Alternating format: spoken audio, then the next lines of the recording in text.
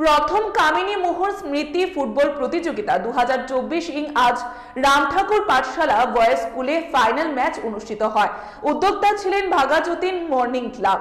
Final খেলা প্রতিদ্বন্দ্বিতা করে ব্লু স্টার এবং অল স্টার দল।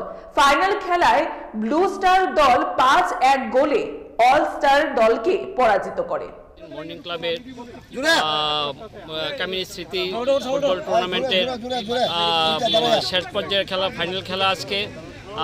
ব্লু স্টার বনাম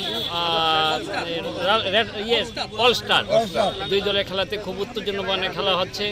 অলরেডি ব্লু স্টার 3 গোলে এগিয়ে আছে। এখন হাফ টাইমের পর থেকে হচ্ছে এই খেলাটা। আজকে কামিনী কুমার কর টুর্নামেন্ট স্মৃতি আরম্ভ হয়েছে। আমার বাবা এই কামিনী কুমার কর, উনি মারা গেছেন আজকে 50 বছর আগে। এই স্মৃতিতে আজকে যেন আমরা এখানে আসা এটা প্রতিযোগিতামূলক ইয়েতে বাবাকে এনেছি, সেই জন্য আমরা স্মরণে এটা আমরা খুব গর্বিত ভোগ করছি।